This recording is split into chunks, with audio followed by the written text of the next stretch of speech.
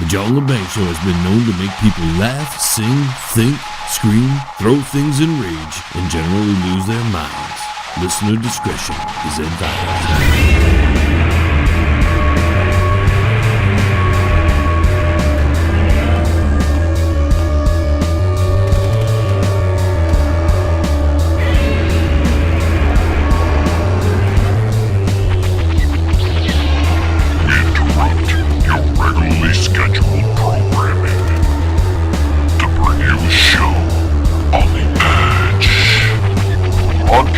Worldwide and out to the greater universe, you're listening to the John Lebang Show.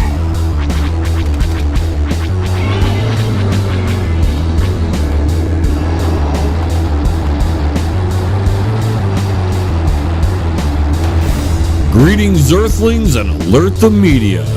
The banger is on the microphone.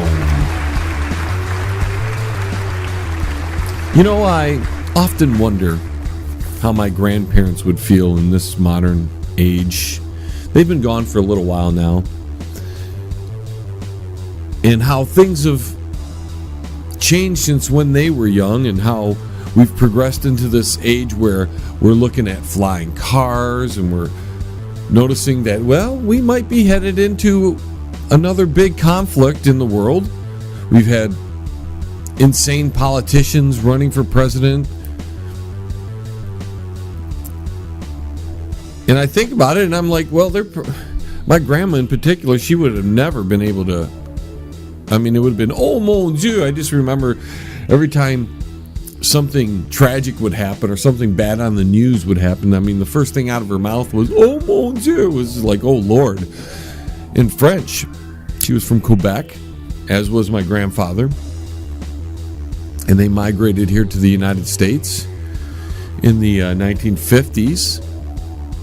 One by one, I've told this story before, and it's, you know, they're part of that greatest generation, so they had seen a lot of different things and a lot of tragedies in their life. They went from having the Great Depression to having booming economies and world wars, and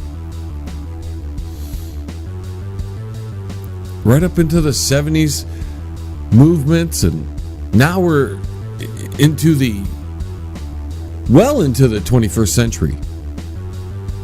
And I often wonder how they would feel, because I think my grandfather does well, but my grandmother wouldn't go out to the grocery store any longer.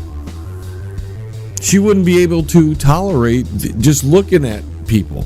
Not that she was an intolerant person, she was a very sweet person, but she just wouldn't want to look at it. It would depress her to see what people have done to their bodies and to their, how they look these days.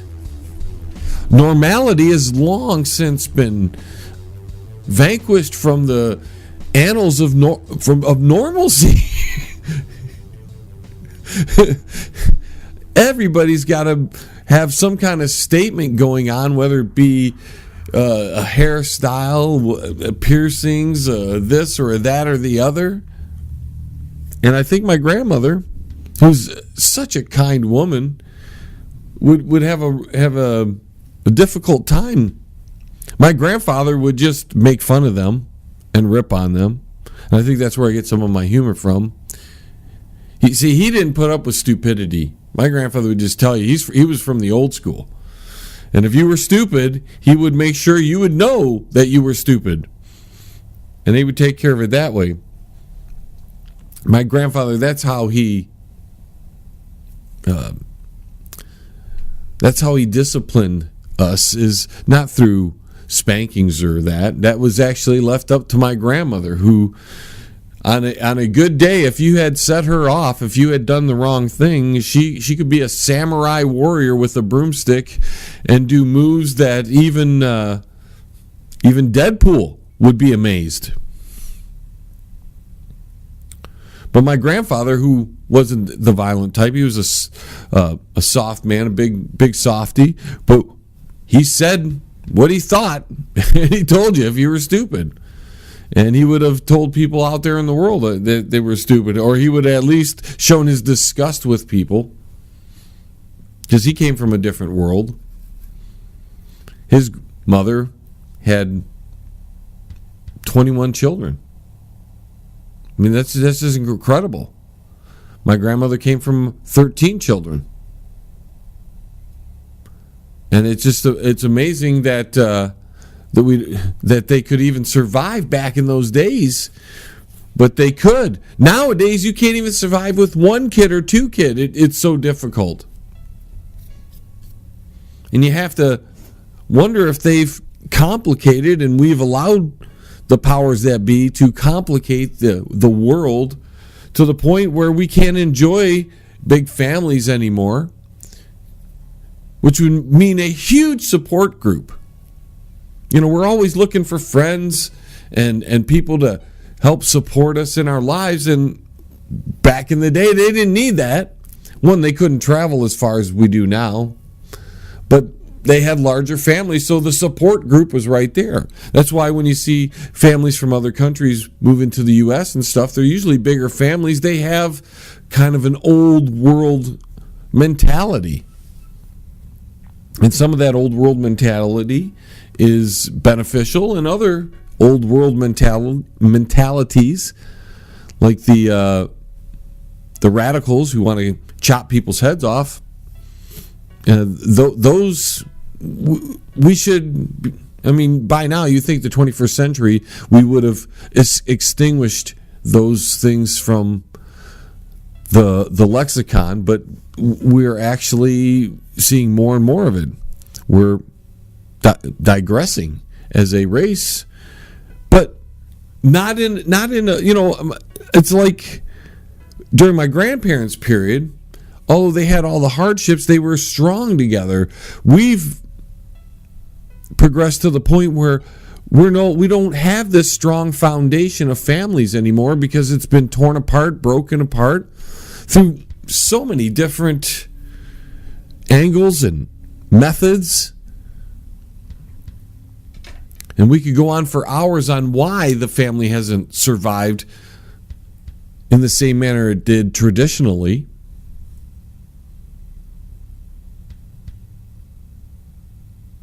But my grandparents, who came to this country, they just brought us here for a better life, because in most countries back in the 1950s, even in Canada, I mean, Canada did have its population centers where they had somewhat of booming economies, I guess, for the time period.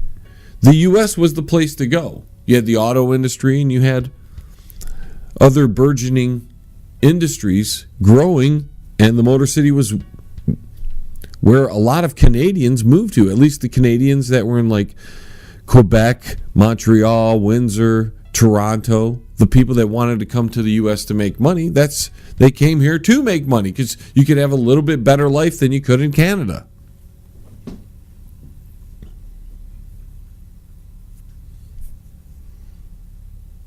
I remember as a child, my family would come, we would go to Canada every once in a while to our family in like Quebec or Montreal, but most of the family came to the States to either recreate or just for holiday purposes.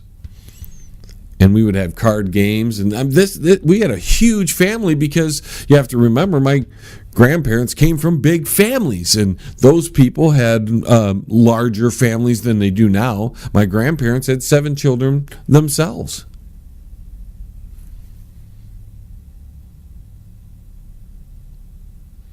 So when we had family come in, it was a big party.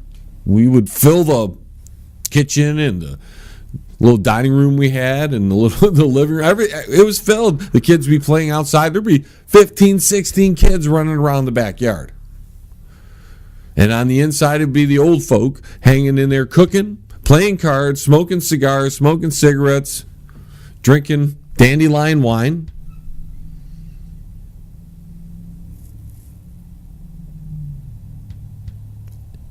And in contemporary times, it's not even the same thing anymore. I mean, most of those people are gone, sorry to say. The people from my grandparents' generation. We have the elders in my family are my parents now, and their siblings and their cousins, and we're like the working adults. We're the next in line to be the elders of the clan, so to speak. And the clan is spread out now, and it's not as cohesive as it used to be. We would have second, third, and fourth cousins hanging out with us when I was young. Now I barely see my first cousins.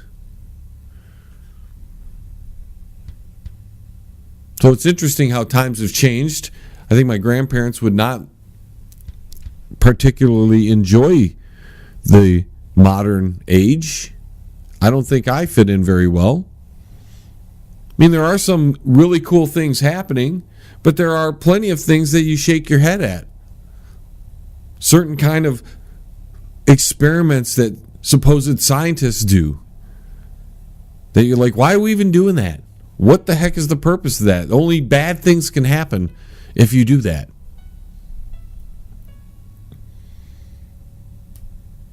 So to get back on my family, since we have a few more minutes before we got to take a break. When the family would come in, all the kids would be outside, and it'd be like mobs of kids, and all the girls would be over here doing their little thing, and the boys would be over here, and we get some intermingling if we did something. But I was like the first American boy, anyways, in the family, and they'd always make fun of me because I didn't know how to skate. I mean, they're Canadians. They know how to skate. Well, I never learned how to skate. I was never good at it. I had weak ankles or stupid posture or something. I couldn't do it. So we played baseball a few times because of the crazy American cousin who couldn't skate. I mean, it was like a shame on the family. I couldn't skate. I didn't do that well. I was clumsy, though. As a kid, I was clumsy. And I've spent most of my life trying to correct the clumsiness.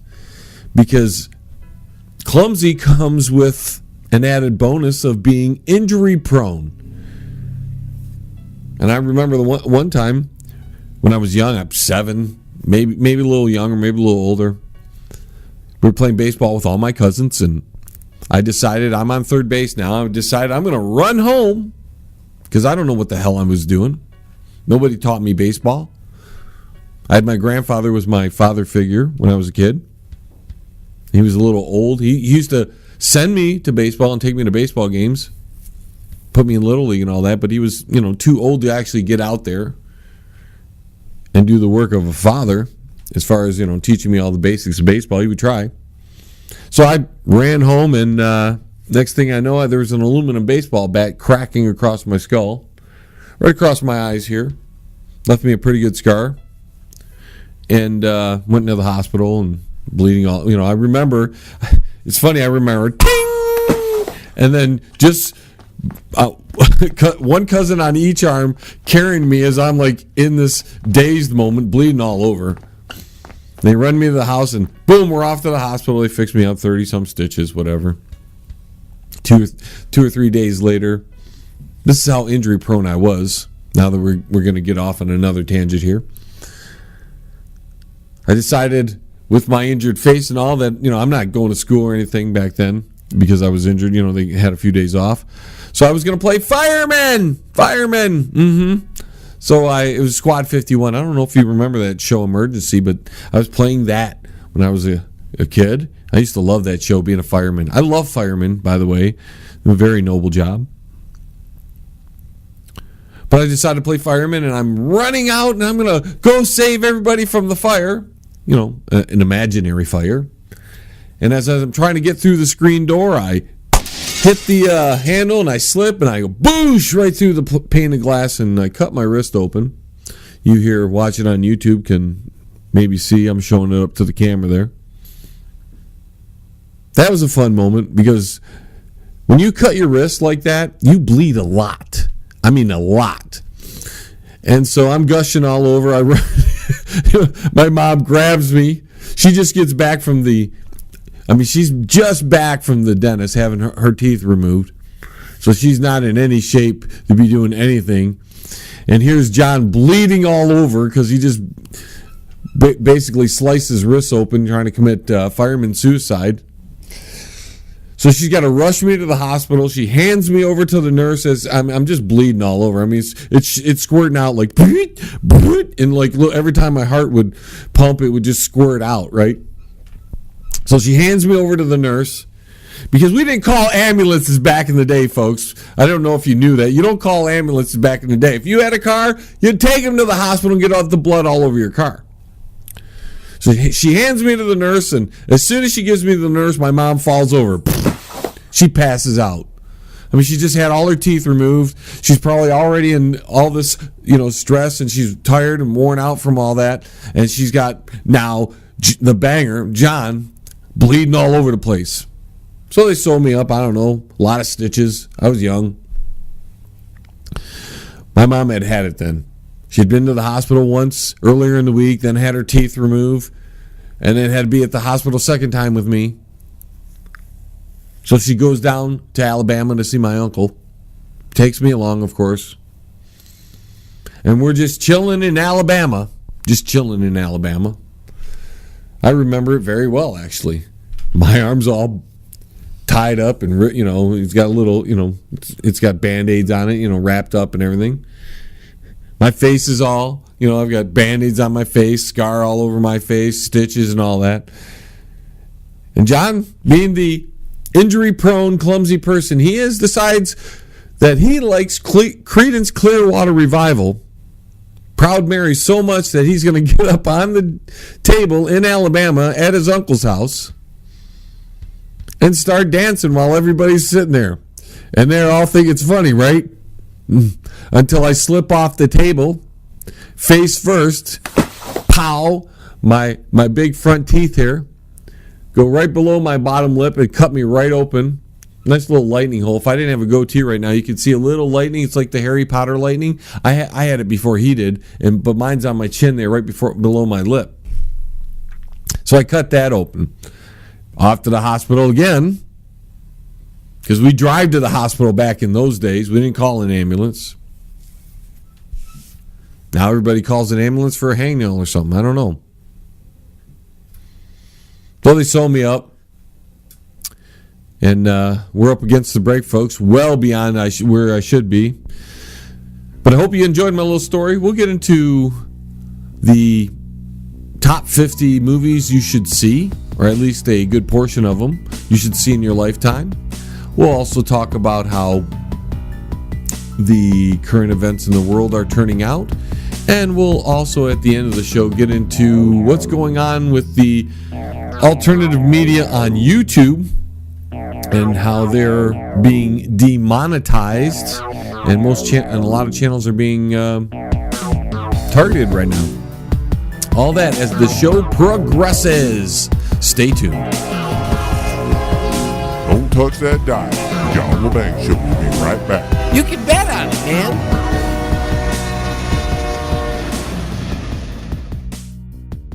If you are elderly, disabled, receiving SSI or Medicaid, and you have a medical need or require assistance with daily housework, shopping, grooming, medication, you may qualify for housekeeping at no cost. Call now. VIP Home Healthcare, 248-579-3805. VIP Home Healthcare, there when you need them. That's 248-579-3805. You're listening to the John Lebang Show. Join the radio revolution right here. It's better than some good Thai stick, man. Yes, I would like some too. All right, welcome back, ladies and gentlemen. We're avoiding the normal subject matter, I guess, for the time being. Some things in the news, even though there is a great deal to talk about, it's like rehashing old news over and over and over. We're in that cycle of protest, gunmen, terrorist attack. What's going to happen next? Conflict with Russia. Conflict with this. It's always the same news. We'll get to that maybe in the second half hour of the show. But I thought, as a nice divergence from the normalcy here on the John LeBang Show, we discuss movies for a little while. And the reason I'm coming up with this is I found an article on Insider that was very interesting. It discussed the 53 movies you need to see in your lifetime. And there's a person or two in my life that have very little knowledge of a lot of these good movies out there. They missed them in their youth. It passed them up. They were too busy doing other things. And they missed a lot of great movies in their life. And when I began reading this article, it intrigued me. Now, we're not going to go through all 53 movies that they say are the ones you have to see, because I don't agree with all of them. But I'm going to go through some.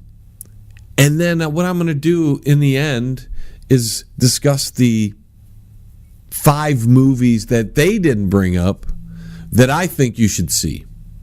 And hopefully this is entertaining to you. If you don't hear a movie that you think should be watched by everybody, it's a must-see movie, then let us know in the chat room or the comment section what that movie is, and maybe we can get some people to check out some cool movies. So, of course, they're number one. The most important movie that you should see, that if you haven't seen, you've got to see, is The Godfather and any of its sequels. And I agree, it's a pretty good movie. Not one of my favorites. I didn't connect with it as well as other people, but it is a fairly popular movie. It won a lot of awards and definitely is something that should interest people. If you haven't seen it, it's not a bad movie to see. We're going to skip past a lot of these because I don't connect with them, and we don't have the time, so in the interest of time, we're just going to hurry through this as far as the movies are concerned. Citizen Kane, another movie people should see, according to this article. I've seen it. It's held up as one of the greatest movies of all time, if not the greatest movie. I'm not as into that movie as other people. Now we have 2001: A Space Odyssey. I even suggest you watch that movie because you're getting the history, the story, the dogma of the ancient religion in that movie. And if you can decipher between what's esoteric and what's exoteric, you can really get a lot out of that movie. One of the 53 movies they say is Toy Story, and I enjoy that movie a great deal. Psycho's another movie that they say you have to see. I've seen it. Sure, it's a movie, you if you want to talk to people, if you want to get involved in movie conversation, that is a great movie to, have some knowledge about. They say the Muppet movie, which I could pass on that one. It's not easy being green. I remember seeing it as a kid because my sister and my brother loved that movie. Drove me crazy. I never saw the attraction to the Muppets, but whatever. They used to watch a TV show as well. Singing in the Rain, Beauty and the Beast, E.T., the Extraterrestrial. That was a pretty good movie. If you haven't seen that, that's worth it. Jaws, of course. Groundhog's Day. I don't know if that's one of the 50-some movies. It's a good movie. But I wouldn't categorize it as one of the top 50 movies you have to see in your lifetime. Goodfellas, The Shining. Yes, you have to see The Shining for the sheer originality of the movie. Jack is awesome as well in that movie. Some Like It Hot. Shawshank Redemption, another movie I agree with. Top quality movie. In fact, probably one of my 10 or 15 best all-time movies. They say Die Hard. I like the movie. It's a good movie. I have it as part of my collection. Blazing Saddles. For sheer comedy factor, It's not a bad movie. Wouldn't fit into my top 53, but, a lot of people like that kind of humor. The Lion King, again, if you want to know the backstory of the Mystery Babylon religion, you can watch The Lion King and get a lot out of it if you look past the meaning for the average person and can get into the deep hidden meaning of the movie. Dark Knight, that was a great movie. Best performance ever by anybody playing Joker, and that says a lot because Jack is a great actor and he played the Joker very well, but Heath Ledger was incredibly awesome. Pulp Fiction, another great movie. If you haven't seen Pulp Fiction, you really got to see it. John Travolta and Samuel L. Jackson were just fabulous in that movie.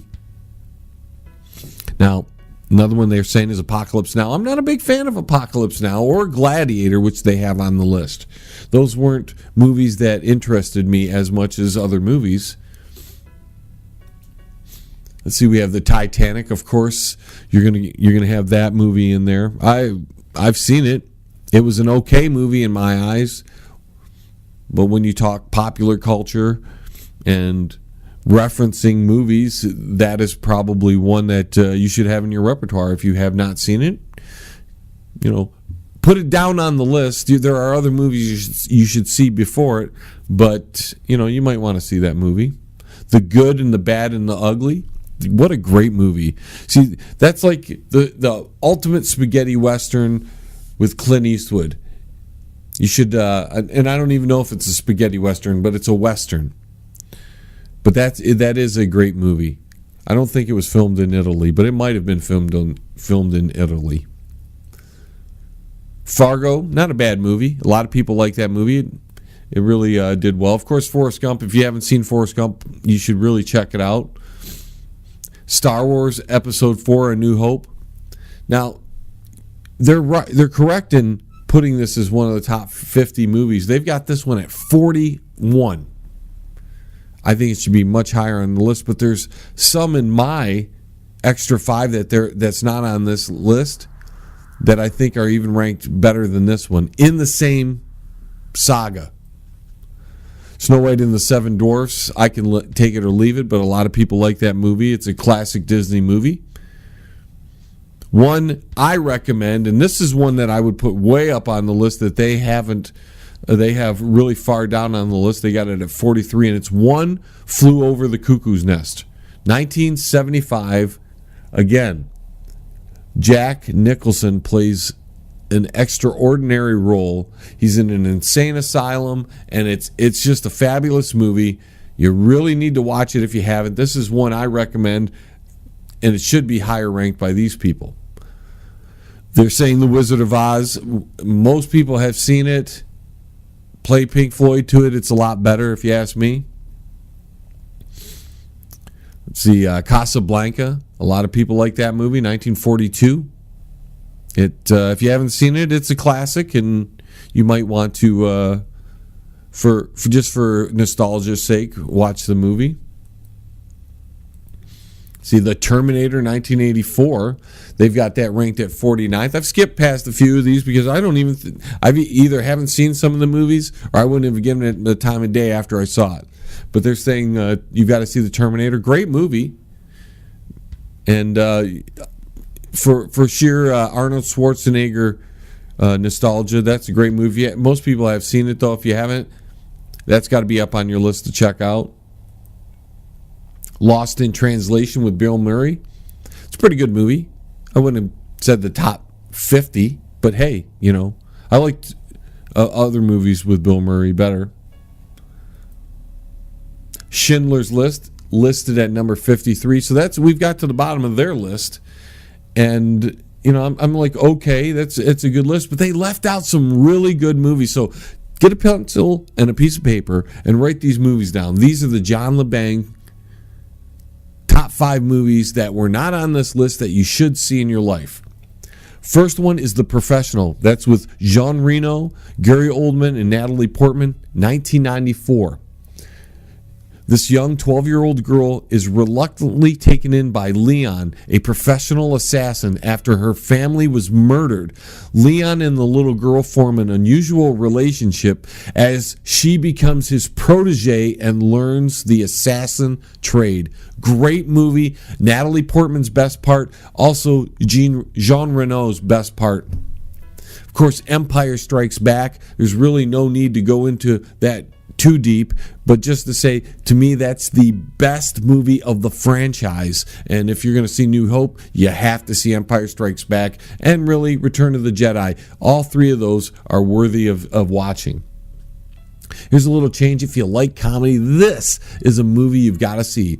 Back to School, 1986. Rodney Dangerfield, Sally Kellerman, and Burt Young.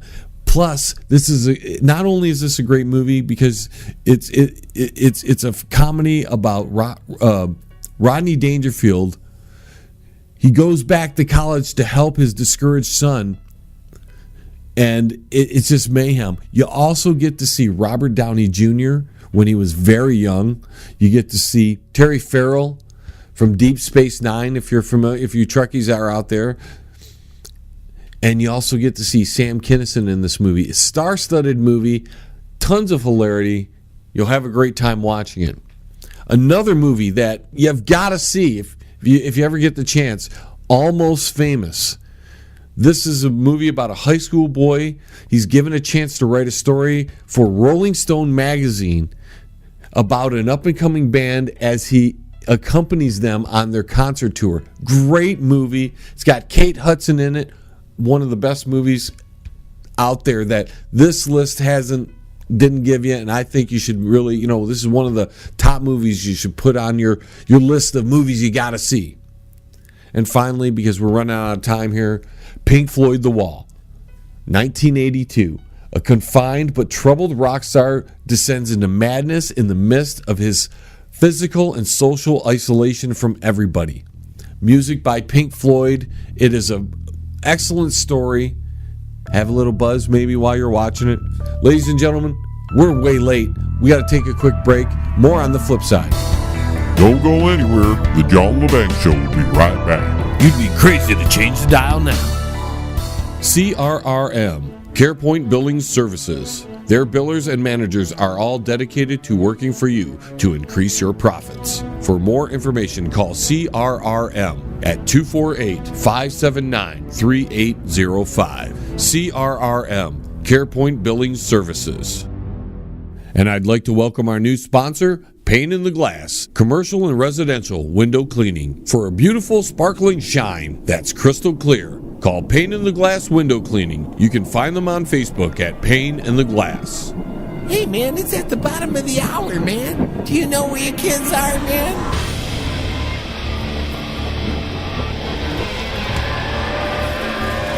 Forces of darkness, the treasonable minds who collaborate must, can, and will be wiped from the face of the earth.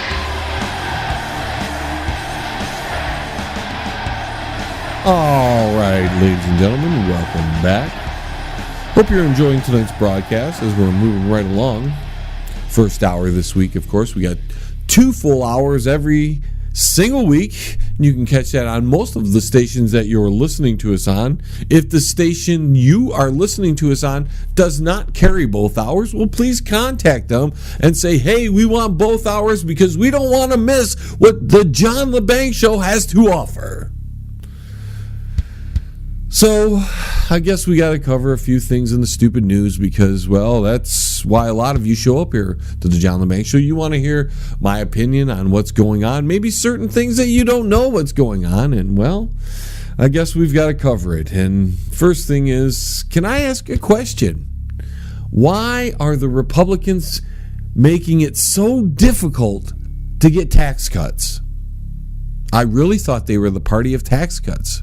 And in that regards, why is it so hard to repeal Obamacare? Isn't that what these people were elected to do? Give us tax cuts, get rid of Obamacare, make the government smaller, less regulations, no foreign conflicts, get rid of the deficit yet. 2 months into the Donald Trump administration, coming up on 3 now. Hardly anything of substance has happened.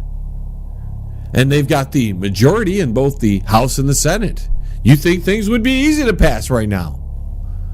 They should be able to pass a bill in the House, move it over to the Senate, pass it in the Senate, send it to the President, and get it signed. And yet it's putzing along at slower than a turtle's speed. And you get the lowhorns in the mainstream manufactured media and the right-wing commentary saying, oh, you're getting a lot with Trump. He ain't getting any different with Trump, in my opinion. Nothing's changed a whole lot. We're waiting. We're waiting to see what's going to happen. I thought his first 100 days were supposed to be amazing. First week or two was pretty cool. We actually thought, wow, this is a man of his word. He got stuff done in the first few weeks. And then we looked back and not moving so well. Stalled here, stalled there. Things are looking great. We got a beautiful plan. Beautiful plan. Can't get it passed. Can't get it through. I'm just waiting for the next Donald Trump's firework display to happen. Where's it going to be? Afghanistan, Syria. We've already hit those two with some amazing fireworks display. Maybe we'll hit the Ukraine. Looks like South Korea might be a possible destination for the next fireworks display. You got King Ding Dong over there, always flipping his nose at us. If that's not bad enough, we got the Russian incursions and their movement of troops. I don't know if you've been paying attention to that, but Russia flew some long-range bombing aircraft really close to the United States' airspace again.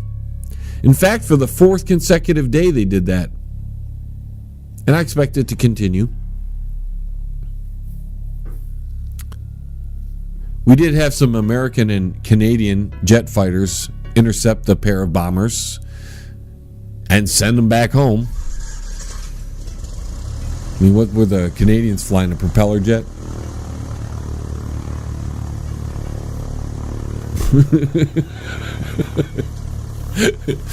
Can you imagine a Canadian fighter pilot trying to ward off a Russian? I mean, what's Russia going to be scared of?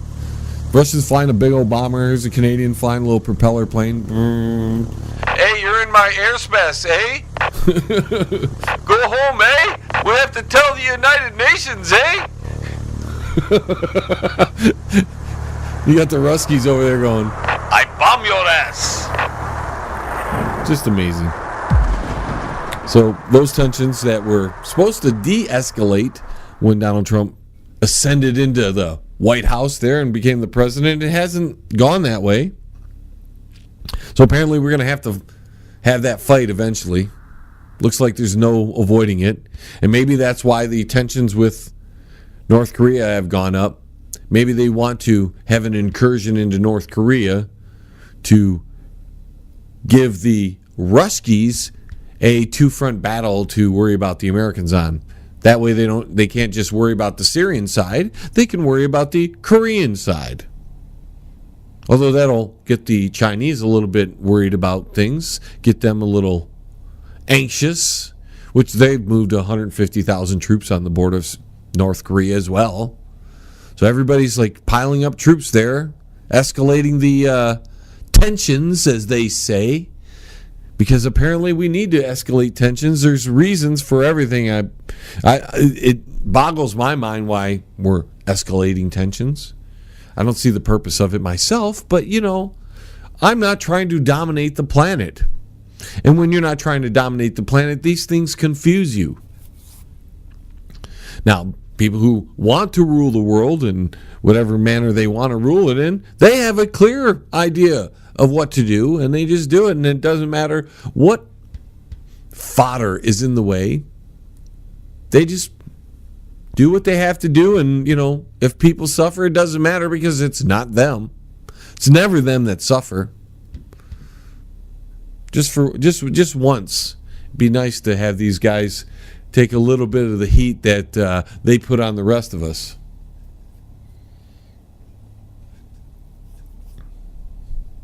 But that's not going to happen. We see that we elect we shift the government away from the left into the right, apparently. That's what we thought.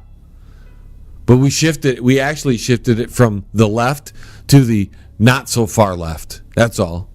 Didn't shift it to the right. No. We were hoping things were going to be better. I mean, the Republicans own everything and they still can't get anything done. Makes you wonder if they really want to get things done. And do we have to get rid of another House Speaker, Paul Ryan? I think we should. We need a House Speaker like Rand Paul. I mean, there's not many guys in the government there, but Rand Paul can't be the House Speaker because he's a senator. But we need a guy like that. And I don't know who can step in.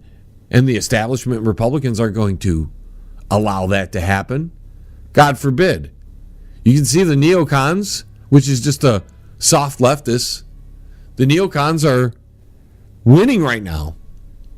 You have to wonder, was Donald Trump a neocon? I didn't think so. That's not how he presented himself in the campaign.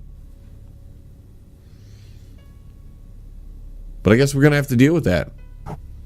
And if we're going to continue on this road, then we have to figure out, okay, do you want to oppose it? Because eventually it's going to come down on you. Or are you going to just join in and root USA, USA, and it doesn't matter as long as USA wins? Because I've even heard talk show hosts that I admire suggest that, well, we ain't going to change anything, so we might as well get behind a winner and just our way's better than everything else, which, okay. So that's all right to go to war. That's all right to escalate tensions around the globe. And that's what's happened. And we'll see if the next Donald Trump fireworks display will be as amazing as the last two. First off, he shoots off 59 cruise missiles that had about a 60% accuracy rating, blowing up an empty airfield, pretty much. Then he blew up dirt in Afghanistan with our biggest non-nuclear weapon. Oh, that's good. That's really scaring the enemy. What's next? Is he going to use the rods of God? We're going to shoot a kinetic weapon from outer space and take out a bunker somewhere? That'll make for good TV. That'll make for exciting news. The manufactured news needs that for their ratings. They got to get their ratings up, so hey, we got to have more bombings. Anyways, folks, I got to take a quick break. We were long in the first two segments. When we return, we're going to get into the big hot topic on YouTube and maybe a few other things, including Alex Jones and what he and his lawyers are saying he is in court. Right after this. Don't touch that dial. John Lebang Show will be right back. You can bet on it, man. Check out the new book from Derek Shelmerdine, Rock and Roll Unraveled. It tells the story of rock and roll from its roots right up until the mid-70s punk. Rock and Roll Unraveled. Not just the music, but also the events that shaped the music. Rock and Roll Unraveled. It includes the backgrounds to recording sessions, singles, album releases, births and deaths, epic concerts, and festivals. Rock and Roll Unraveled. Shelmerdine has made a painstaking effort to document pretty much every event that would prove significant in shaping popular music. Rock and Roll Unraveled. Purchase the book at www.rockandrollunraveled.com. Follow him at Twitter at R&R Unraveled, and look him up on Facebook at Rock and Roll Unraveled. Rock and Roll Unraveled. By author Derek Shelmerdine. Available now. If you want to contact the John LeBang Show, feel free to send an email to jlebang@live.com. And if you're on Twitter, look him up at John LeBang. And don't forget to go to his Facebook page at The John LeBang Show. Banger. Now here's John. All right, ladies and gentlemen, welcome back to this final little segment here in the first hour. Alex Jones is a performance artist. That is what his lawyers are saying in the courtroom in a pre-trial hearing that's taking place or took place between himself and his ex-wife over a custody battle. And his lawyer said that by judging Alex by his performance on the radio is like judging Jack Nicholson by his depiction of the Joker in Batman. So Alex Jones is an actor, a performance artist, a faker. And all you AJ fans, this is him in court. His lawyer, his representation is saying this. So all those years that we were telling you that AJ was a scammer, AJ was full of it, he now comes out in court and says the same thing. I'm just a performance artist. That's all I am. And who I really am and what I put out on the radio, two different people. That guy's a fake, a fraud. We only do it for emotional effect. Of course, that's my adding to the conversation. Alex Jones, in a court case, admits that he's a performance artist. Through his lawyers, he's doing this. Isn't that interesting? How can you have any respect for Alex Jones at this point? AJ, what's up, man? I thought you were a truther. I thought things were about the truth. And it's not. That was all a performance, wasn't it, Alex? You were performing. You don't really believe in the truth. You're just performing it. Now we can put you over there in the same corner as Glenn Beck. Crybaby Glenn Beck. Woo-hoo, woo-hoo.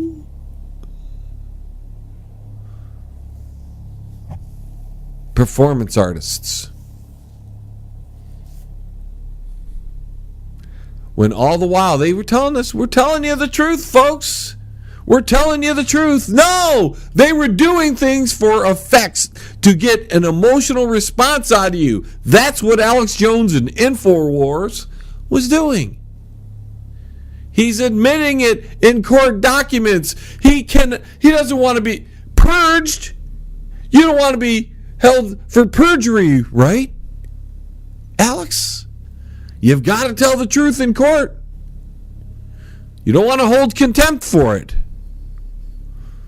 You can hold contempt for the people that listen to you.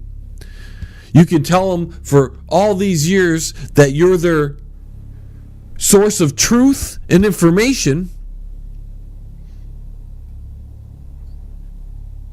And then you come out and say, oh, I'm just performing. It's all a shtick. It's all a shtick. And from somebody who has a shtick, somebody who uses comedy and makes characters and deals in fiction as well as fact, I try to keep those two in their little worlds there. But here we go, Alex Jones, man. And you Alex Jones fans, how do you feel about that? To know this whole time he's been doing it for effect. He's been doing it to get your emotions riled up so you can maybe buy his products, listen to his sponsors, maybe buy their products as well.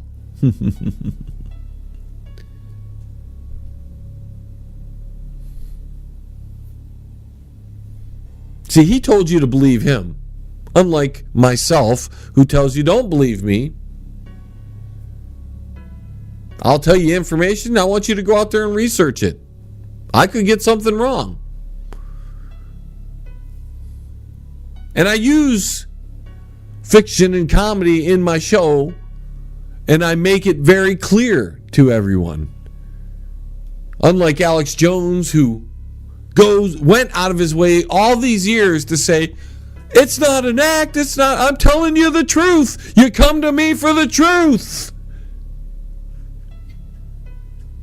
All those rants, all those crazy moments, it's all a farce. And a lot of you fell for it.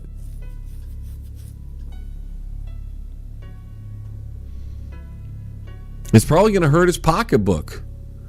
The alternative media in general is getting hurt in the pocketbook right now. There's a lot of whining right now going on YouTube, and I have to say, I find it really amusing that now that some of the larger YouTube channels out there are being demonetized by Google, that they're blowing a lid, that they're all upset over it. We had the Prepared Mind over there, Mr. Freemason himself, who I'm subscribed to. I don't agree with everything he says. And, well, when he started monetizing his videos, I knew exactly what he was trying to do. Hey, you can make a few bucks doing videos. That's cool. Now they've taken that away from him and other people, and he's furious, man. He's just furious, blowing his mind, and I'm sitting here. I'm amused over it. Because I tell you, folks, me, the Bunker Report, a few other channels, we had that stuff taken away from us years ago because we were reporting some truths, and they found reasons to shut our channels off from not only monetization, but from getting popular. I know for a fact my channel was rocking. I was busting out videos, which getting thousands and thousands and thousands of views. For a while there, I was getting new subscribers, 4, 5, 7, 8, 10 a day, maybe 30 and 40 a week. Put out a couple videos that got my channel in trouble. They made up excuses.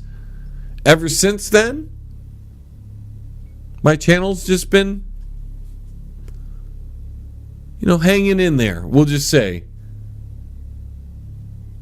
And when I, and other channels, which would be considered smaller in the alternative media, when we were out there complaining and saying, hey, they stole the monetization from us, it's unfair, it's crap, why are we getting punished and no one else is? No one came to our aid. No one gave a crap. None of you in the alternative media gave two craps about us because you were getting paid. You like Dabu and everybody else. You're all getting paid. No big deal. Who cares about this guy? As long as I get paid. But now you want everybody to care about when they take it away from you. And I find it rather hilarious. It's a good old time for me. I'm laughing at you. It's about time you get shut down too. You think I'm going to care about your channel not getting monetization anymore? Who cares? Google can do whatever they want with their advertising. I knew that back then. When they shut me down, I complained about it for a little while, and I realized, well, I don't own YouTube. I don't own Google. If they want to take monetization away from certain channels, that's what they're going to do. And there's not a damn thing I can do about it.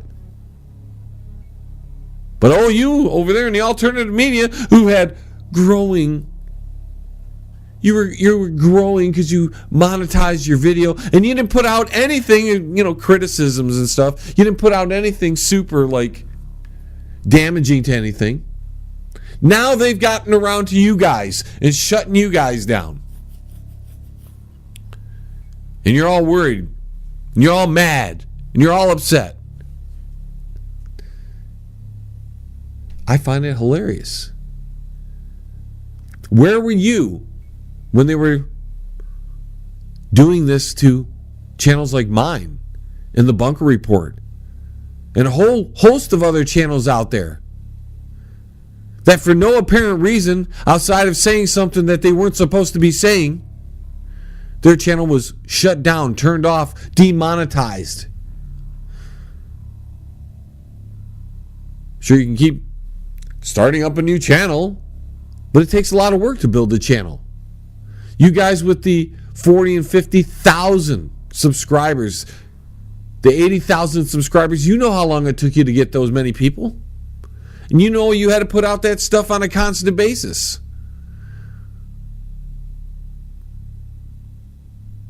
Now you're all upset because they don't want to monetize you anymore. Because they don't want to expose what you're saying. They don't want your message to get out there. And that's their prerogative. And you can complain and whine about it, but it's falling on deaf ears because where were you guys? Where were you guys talking about hypocrisy with Google and YouTube? Where were you guys talking about how unfair it was when it was happening to us? The people that it happened to 3, 4, 5 years ago. And when your video numbers start going down, because once you get demonetized, your numbers go down, because if Google isn't making money off you, you're not going to get the views. You're not going to be in the feeds. And then what? You're going to complain about that? Where were you when it was happening to us? You want to talk about hypocrites, John, Mr. Prepared Mind. You want to talk about hypocrites? Where were you guys when it was happening to all of us in the beginning? Hey, John, you ready for me yet? Come on in, Shady. Yeah, let's do this. All right, then. Getting back to regular schedule here. Well, you know, we got to change things up every once in a while. We're working on the new Destiny Wars. Yeah, but that doesn't mean I can't be on the radio. Well, when you're doing parts for Destiny Wars, Shady, you're a little tied up and busy. I'm not that busy, John. You know it is in my contract to be here every single hour. All right, then. So do you have a Cool or Uncool for me? Do you have a good intro for me? This hour's Cool or Uncool is all the whiny babies on YouTube crying because they ain't getting paid anymore. Well, that's fitting, Shady. I know it is. All right, our first call comes from, I don't know, Ditzy. What say you? Hi, John.